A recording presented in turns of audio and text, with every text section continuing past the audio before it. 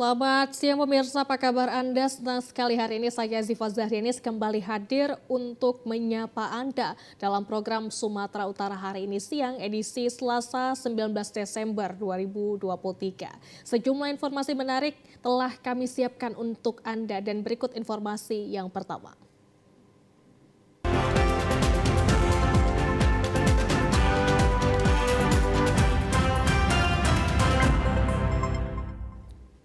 Ya, di informasi pertama pemirsa, aparat kepolisian Polres Langkat kemarin siang musnahkan 22 kg dan 13 kg ganja dari 7 penangkapan dengan 10 orang tersangka. Pemusnahan bukti narkoba ini dilakukan menggunakan mobil insenerator milik BNN Provinsi Sumatera Utara.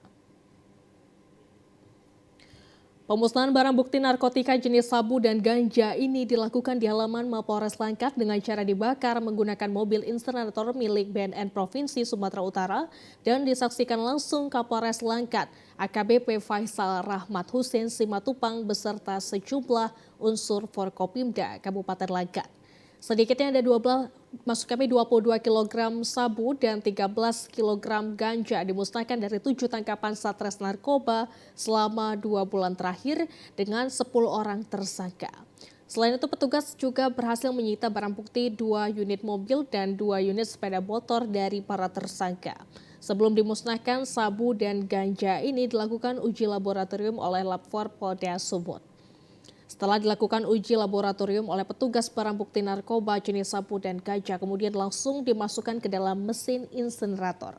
Kapolres Langkat Faisal Rahmat Hussein Simatupang mengatakan pemusnahan barang bukti narkoba ini merupakan tangkapan 2 bulan terakhir dan total tangkapan narkoba di tahun 2023 ini mengalami peningkatan yang signifikan jika dibandingkan dengan tahun sebelumnya.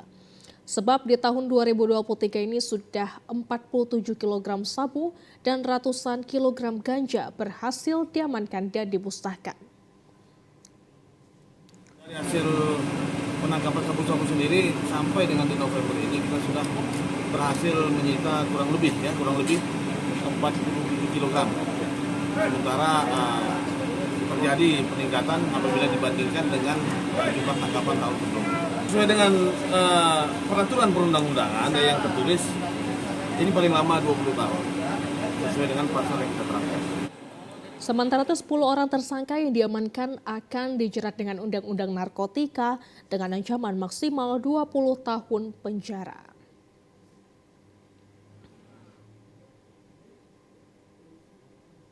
Sementara itu pemirsa di Kota Sibolga, Satuan Narkoba Polres Kota Sibolga melakukan razia narkoba terhadap pengunjung di sejumlah tempat hiburan malam di Kota Sibolga. Razia yang digelar Polres Kota Sibolga itu sempat pula membuat panik sejumlah pengunjung wanita yang tengah berada di ruang karaoke. Satu persatu pengunjung yang berada di dalam ruangan karaoke pun langsung digeledah oleh petugas Satuan Narkoba Polres Kota Sibolga. Meski tidak menemukan barang bukti berupa narkoba, namun petugas mendapati sejumlah botol minuman keras yang telah kosong dan diduga telah dikonsumsi para pengunjung. Untuk membuktikan para pengunjung karaoke tidak mengkonsumsi narkoba, petugas selanjutnya meminta para pengunjung untuk melakukan tes urin. Kasat Narkoba Polres Sibolga AKP Sugiono mengatakan, razia narkoba yang digelar tersebut bertujuan untuk menekan peredaran narkoba di Kota Sibolga.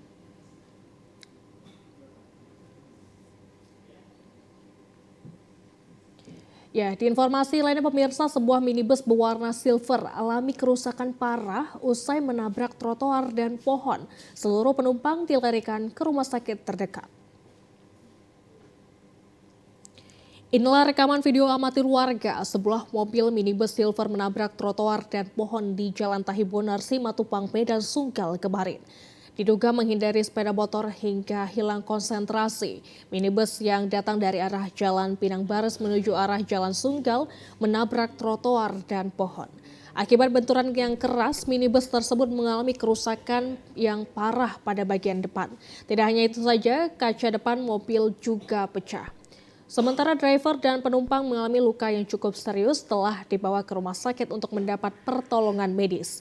Peristiwa terjadi tidak jauh dari kantor Polsek Sunggal, sempat membuat kemacetan saat proses evakuasi. Roda minibus silver tersebut tidak bisa berfungsi ke kiri atau ke kanan sehingga harus dievakuasi menggunakan mobil derek. Salah seorang warga, Ferry, mengatakan minibus yang mengalami kecelakaan tunggal diperkirakan membawa 4 penumpang wanita.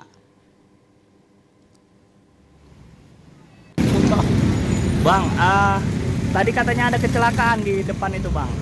Ya ada memang, tapi sekitar jam berapa kita kurang tahu itu, Bang.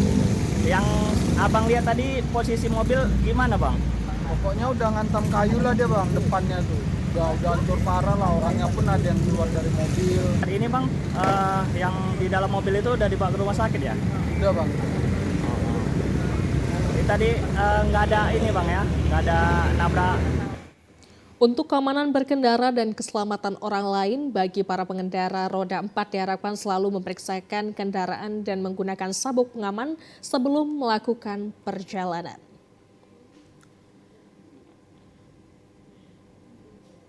Kita ke informasi lainnya, pemirsa. Aksi pelaku pencuri sepeda motor beratribut ojol di sebuah indekos terekam CCTV dan viral di media sosial.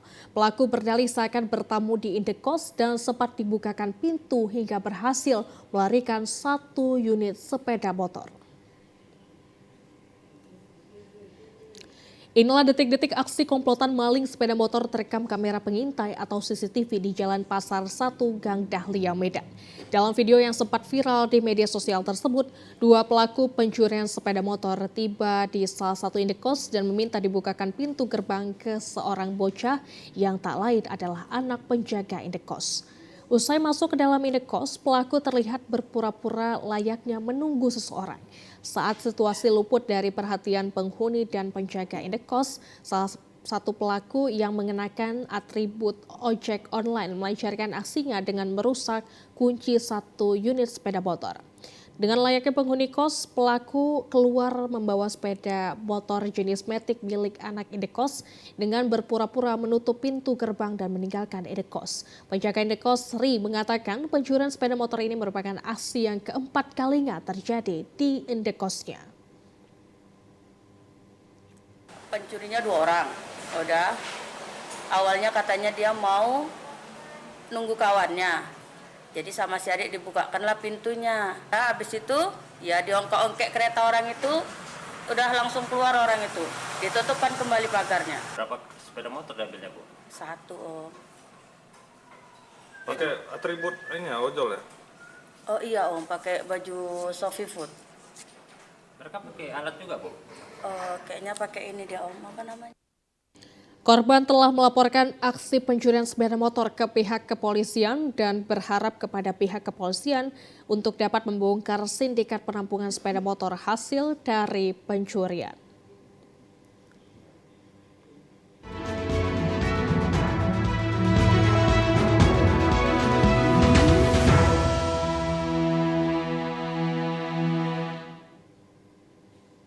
Kita ke informasi pilihan rakyat. Pemirsa, Komisi Pemilihan Umum Kabupaten Langkat kemarin siang ajak mahasiswa untuk ikut berperan aktif sebagai petugas kelompok penyelenggara pemungutan suara yang bekerja di tingkat TPS pada pemilu 2024 mendatang. Ajakan tersebut disampaikan oleh Ketua Divisi Sosialisasi, Pendidikan Pemilih, Partisipasi Masyarakat dan SDM KPU Langkat, Mahfira Fitri, menjelang dalam giat sosialisasi persiapan pembentukan KPPS yang diikuti oleh mahasiswa dari berbagai universitas dan kelompok mahasiswa yang berada di wilayah Kabupaten Langkat. Sosialisasi ini berlangsung di salah satu resto di Sabat, Kabupaten Langkat. KPU Langkat sengaja mengundang mahasiswa yang berada di wilayah Kabupaten Langkat agar dapat ikut serta menjadi anggota KPPS pada pelaksanaan pemilu 2024 mendatang. Rekrutmen mahasiswa sebagai anggota KPPS dianggap lebih efisien karena masih berusia muda sehingga dapat melaksanakan tugas dengan maksimal, di mana keadaan fisik masih kuat serta didukung dengan ilmu pendidikan yang lebih tinggi. Selain itu, mahasiswa juga diminta dapat berlaku jujur dan adil dalam pelaksanaan pemilu nantinya, serta menghindari politik uang dan dengan penuh kesadaran mau datang ke TPS. KPU Langkat juga memaparkan tata kerja dan ruang lingkup KPPS serta tata cara pendaftaran untuk menjadi anggota KPPS. Ketua KPU Langkat, Sopian Sitepu mengatakan perekrutan untuk petugas KPPS dengan usia maksimal 55 tahun dan minimal 17 tahun dengan kesehatan yang maksimal. Untuk itu, para mahasiswa merupakan pilihan yang tepat sebagai petugas KPPS. Terkait dengan pembentukan KPPS yang syaratnya seperti yang sudah-sudah, hanya berbeda kali ini kita membatasi usia sesuai regulasi yaitu 55 tahun paling tinggi dan 17 tahun paling rendah, dan selain itu juga memiliki kesehatan jasmani, rohani, juga tidak terlibat partai.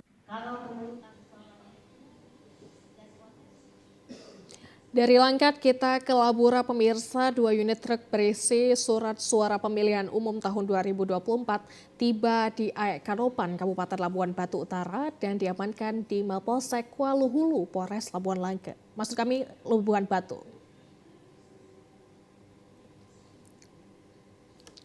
Akibat kemalaman tiba di Aek Kanopan Labura pada surat suara yang diangkut 2 unit truk tronton box bernomor polisi BL8843LF dan truk Kotisel box diinapkan di halaman Mapolsek Waluhulu Aek Kanopan.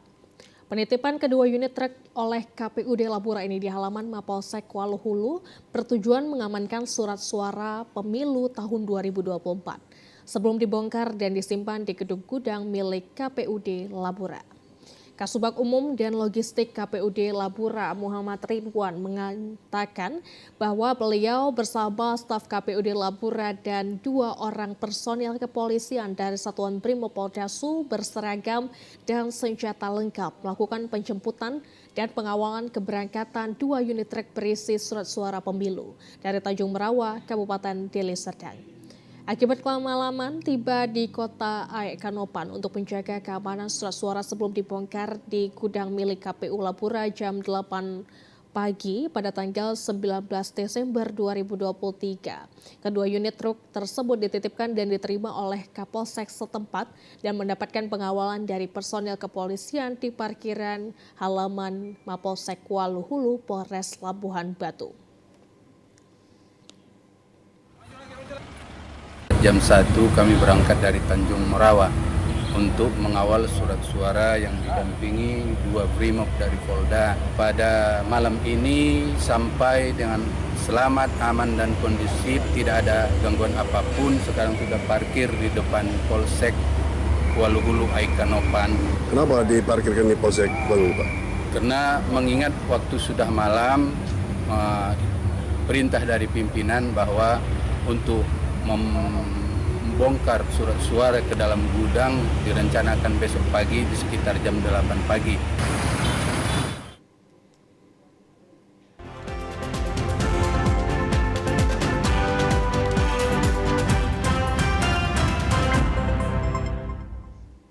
Terima kasih Anda masih bersama dengan kami dalam program Sumatera Utara hari ini. Pemirsa, terminal penumpang Bandar Deli Pelabuhan Belawan mulai dipadati penumpang menjelang Nataru yang ditandai dengan bersandarnya kapal Kelut dengan menurunkan penumpang sebanyak 2.880 orang.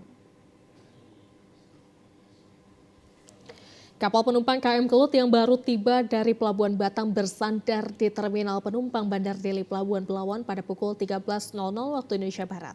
KM Kelut menurunkan penumpangnya sebanyak 2.880 orang yang akan menuju ke sejumlah kabupaten kota di Sumut untuk merayakan Natal dan Tahun Baru bersama keluarga.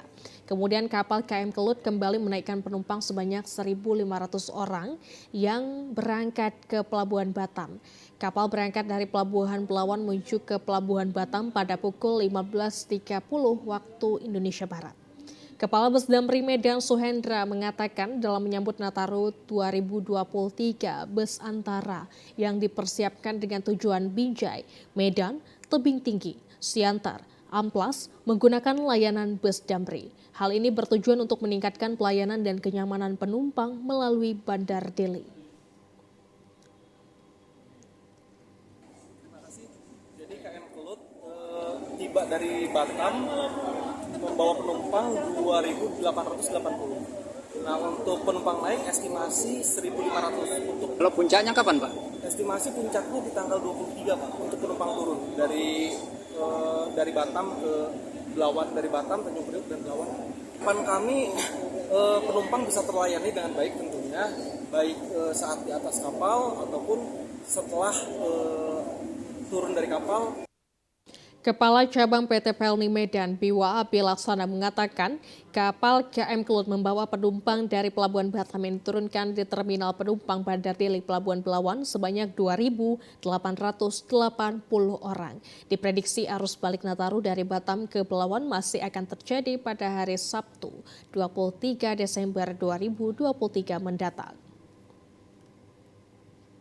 Terima kasih. Untuk Damri kita baru menyiapkan 6 unit bus tujuannya ke Binjai, Siantar maupun Amplas. Jadi kalau untuk tarifnya untuk Amplas kita menarikkan 40.000, Binjai 50.000, sementara Siantar 110. Kita lihat kondisi, kita baru menyiapkan 6 unit. Apabila nanti kurang akan kita tambah dari jalur. Oh, begitu.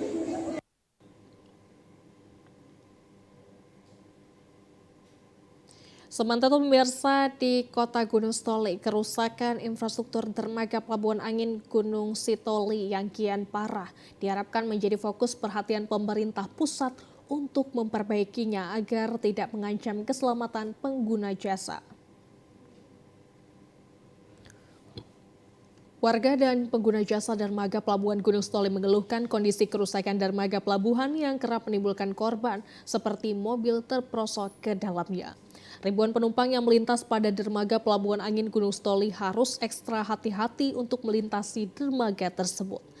Sementara pihak Pelindo Gunung Sitoli menyebut telah mengajukan usulan perbaikan dermaga Pelabuhan Angin Gunung Sitoli melalui program revitalisasi pelabuhan tahun 2024 mendatang. Mendukung program revitalisasi Pelabuhan Angin Gunung Sitoli serta pembangunan dan rehabilitasi.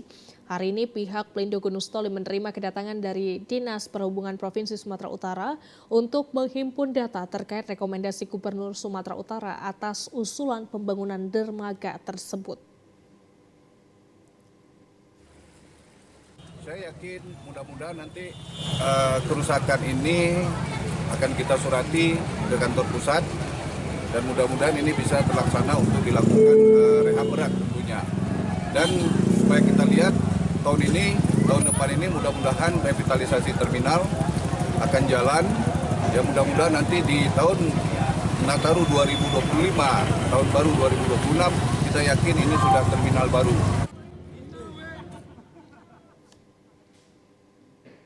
Pemirsa, menyambut Natal dan Tahun Baru 2024, 5 armada kapal disiapkan untuk angkutan penumpang pada rute penyeberangan Gunung Sitoli Sibolga dan sebaliknya rute Gunung Sitoli Aceh Singkil.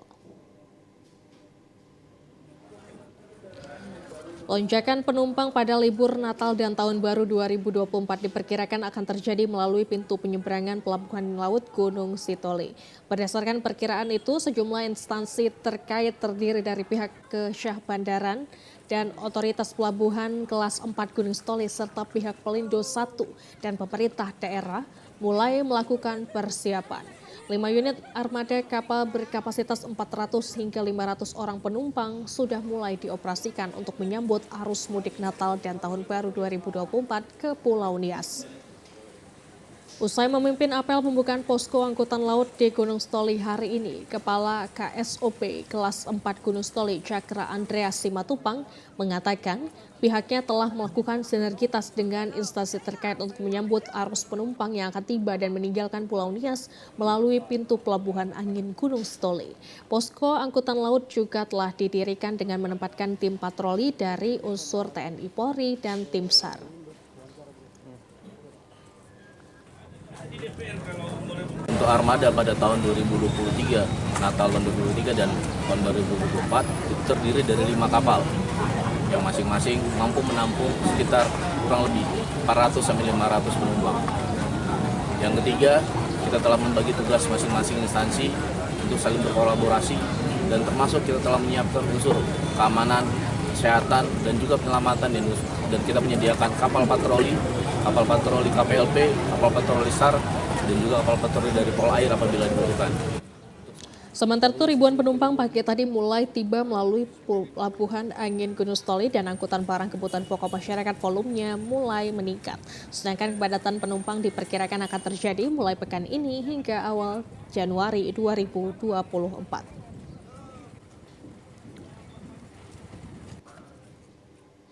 Di informasi lainnya, pemirsa, jelang Natal 2023 dan Tahun Baru 2024, Perum Bulog Hansilok Kabanjahe memastikan stok beras pemerintah aman dan menjamin kebutuhan beras tersedia untuk masyarakat. Bulog Kabanjahe menjamin cadangan beras pemerintah aman untuk kebutuhan Natal dan Tahun Baru atau Nataru. Jumlah pasokan beras di gudang Bulog Sumpul di Kabanjahe, Kabupaten Karo mencapai 500 ton. Nantinya akan disiapkan untuk memenuhi kebutuhan bagi masyarakat di 3 kabupaten.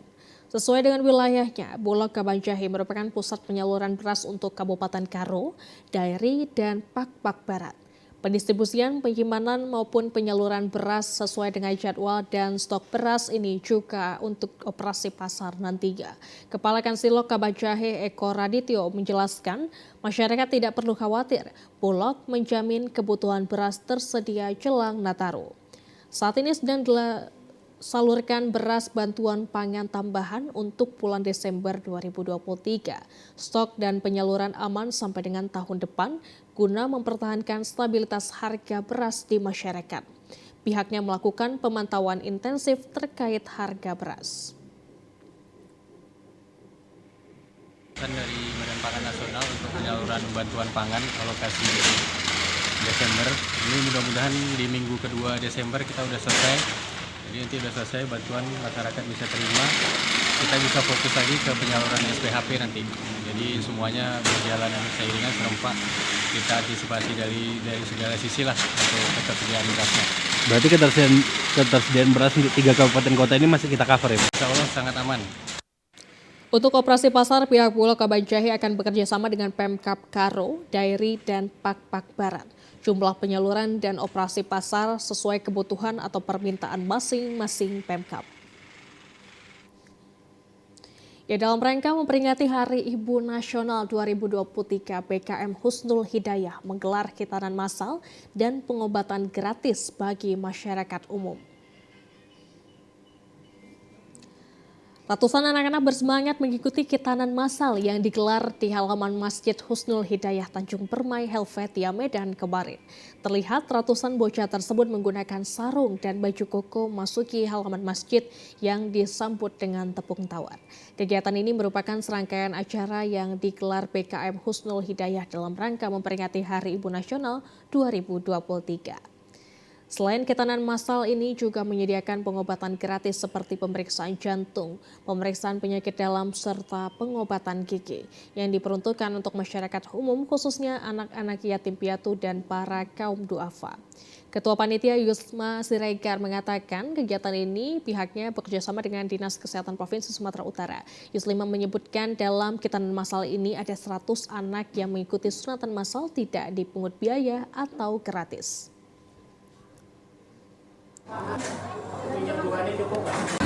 Buka dengan khitanan massal 100 orang. Setelah acara seremonial tadi lah ya, hari ini dilanjutkan dengan pemeriksaan kesehatan dan pengobatan gratis yaitu jantung, EKG, jantung, gigi, dan penyakit dalam. Untuk khitanan massal ini berapa orang yang ikut dan dari mana aja, Bu? Berjumlah 100 orang, terus pesertanya itu dari sekitar komplek. Salah satu orang tua Endi menyebut bahwa dirinya menyambut baik acara yang digelar pihak PKM Masjid. Dirinya pun berharap agar kegiatan bakti sosial ini rutin diselenggarakan agar bisa membantu masyarakat sekitar. Pak, mengenai khitanan massal ini seperti apa? Ya, saya mengucapkan syukur, terima kasih banyak kepada pihak yang menyelenggarakan massal ini karena banyak pihak-pihak yang membutuhkannya dan saya harap kedepannya seperti hal seperti ini bisa dikembangkan lebih banyak lagi lah. Ini siapa yang dibawa, Pak? Anak. Yang keberapa? Pertama. Gimana reaksi dia, Pak? Ya, sangat tertarik ya, karena dia sangat memang senang sekali pengen sunat gitu di panti ke-6. Gue sekarang gitu ya gitu. Informasi yang baru saja Anda saksikan menutup perjumpaan kita pada siang hari ini. Mewakili seluruh kabar kerja yang bertugas, saya Ziva Zahrinis mengucapkan terima kasih atas perhatian Anda. Selamat siang dan sampai jumpa.